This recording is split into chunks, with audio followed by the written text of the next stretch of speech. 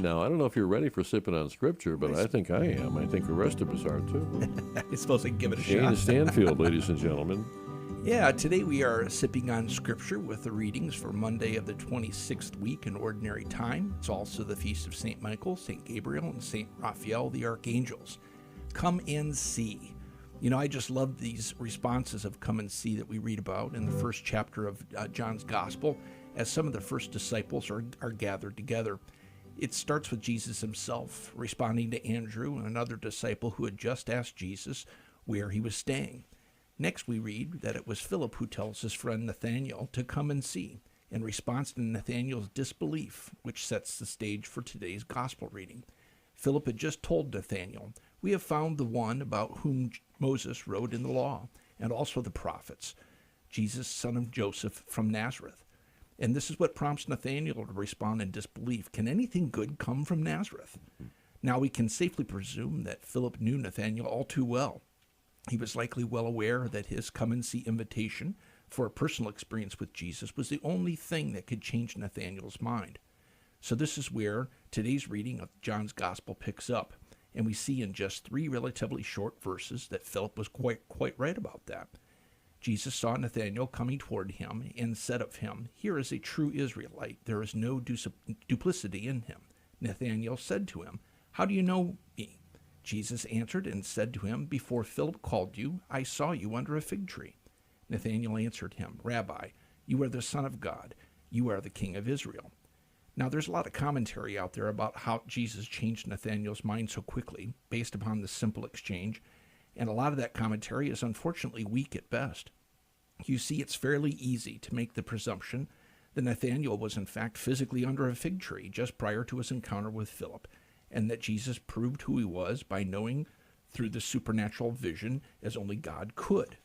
One problem with this, as I understand, is that the practice of sitting under a fig tree was fairly common. So anyone as skeptical as Nathanael should not have been impressed with such an answer. Another thing to consider is that John's Gospel is filled with details, so it seems it would have been unlike John to not include that Nathanael had in fact previously been under a fig tree, if that's how Jesus' divinity was actually revealed to him. We first have a clue regarding Nathanael's frame of mind and how Philip described Jesus to him. Remember that he said, "We have found the one about whom Moses wrote in the law, and also the prophets."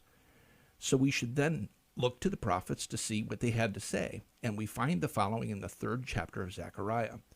"Hear, O Joshua, high priest, you and your associates who sit before you, for they are signs of things to come. I will surely bring my servant the branch. Look at the stone that I have placed before Joshua. On this one stone with 7 facets I will engrave its inscription, Oracle of the Lord of hosts. And I will take away the guilt of the land in one day. On that day, Oracle of the Lord of hosts will invite one another under the vines and fig trees."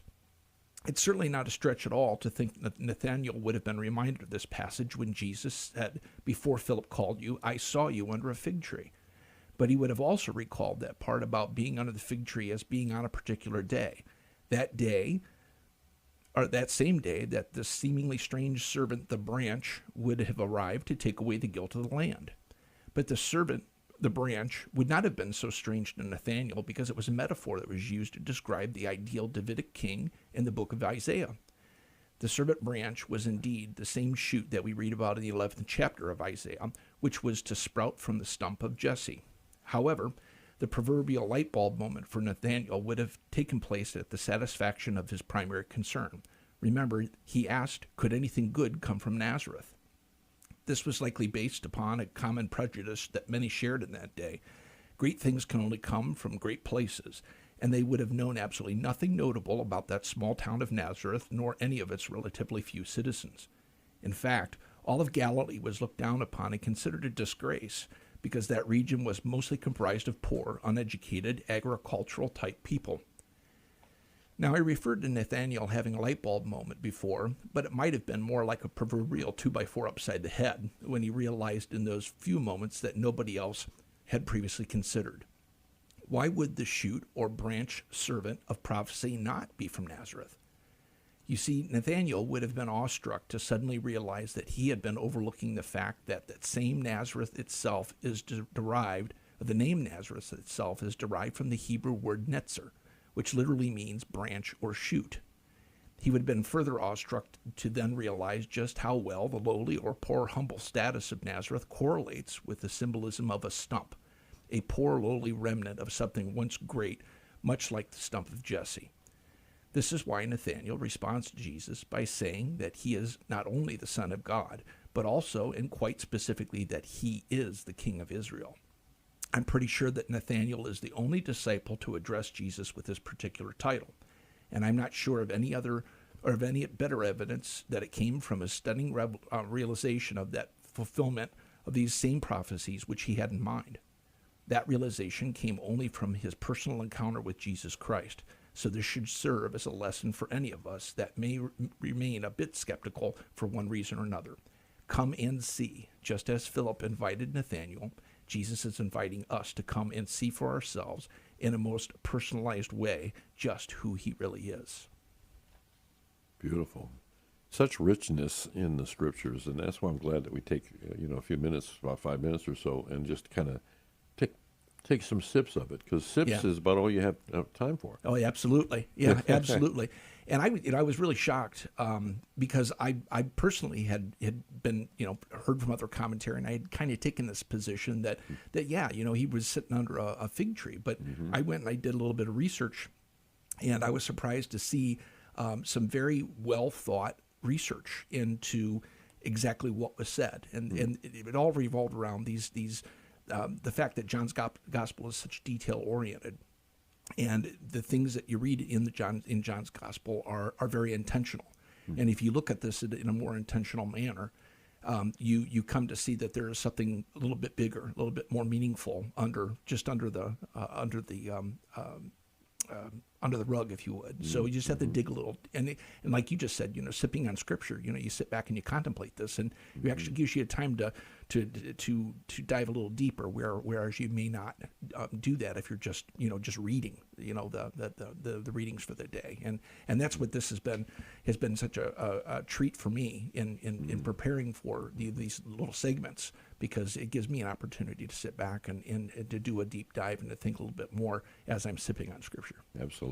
And of course, when we have Father Dave Nuss giving us the readings and talking about them ahead of time, it's always good, even at the beginning of the week, once you are through the Sunday, maybe it's time to start reflecting on the next Sunday readings. Oh, absolutely. And of course the daily readings. And anytime you can reflect on what's taking place in the Bible, you kind of keep up with the church that way and learn a whole lot of things. Well, I usually like to start sipping, either later today or even tomorrow for, next Monday's show. And as I continue to go back and take more sips or just thinking about this more and more, I usually am quite astonished on how much really comes to mind, and that's really where we should be each and every time that we're reading the scripture. Like you said, with Father Dave, you've got that opportunity to take a look at the readings well in advance, and it gives you a time to sit back and really contemplate this.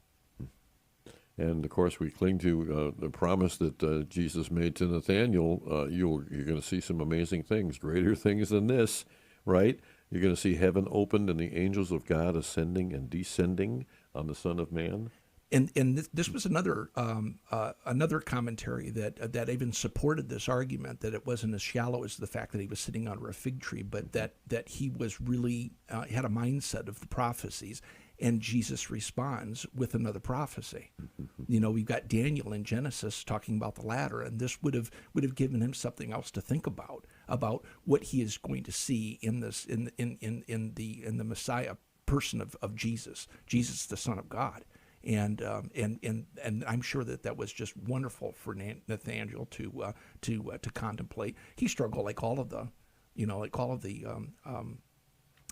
of Jesus' disciples, the apostles. But boy, did he probably died the most gruesome of deaths. And that says something. Right, yeah. Yeah, there you are, just hanging out, chilling under that fig tree, and suddenly it's a life-changing experience, right? Wow. Shayne Stanfield, thank you so much. That was wonderful. Thank you.